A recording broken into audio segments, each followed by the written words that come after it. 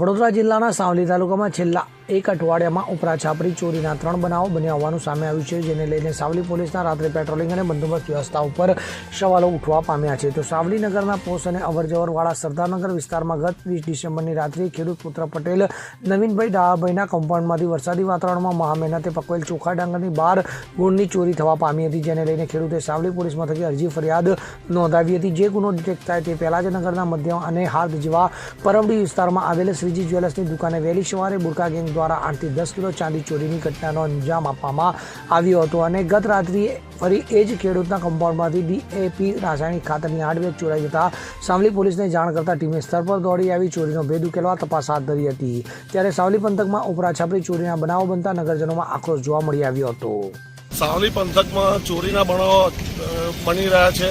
ગયા અઠવાડિયે સાવલી નગરની મધ્યમાંથી સોનીની દુકાન તોડી અને એમાંથી 8-10 કિલો સોનીને ત્યાંથી ચાંદીને સોનું લઈ ગયા.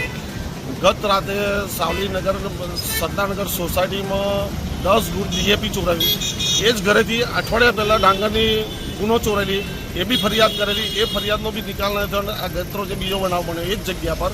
તો પોલીસની કામગીરી પર અમને શંકા જાય છે કે એ લોકો તપાસ જલ્દી કરતા નથી. એને લઈને આ તસ્કરો લાભ ઉઠાવી રહ્યા છે અને ચોરીના બનાવો ઠંડીને લઈને ચોરીના બનાવો વધારે બની રહ્યા છે. અને રાત્રિનું પેટ્રોલિંગ હોવા છતાં પણ આ સાવલી નગરમાં આ ગુનાઓ બની રહ્યા છે એ ગંભીર બાબત છે. ઇકબાલ લુહાર સાથે CN24 ન્યૂઝ સાવલી. હવે જુઓ દેશ દુનિયાની તમામ ખબરો તમારી આંગળીના ટેરવે. ઉઠાવો મોબાઈલ અને Google Play Store પરથી ડાઉનલોડ કરો અમારી CN24 ન્યૂઝ મોબાઈલ એપ.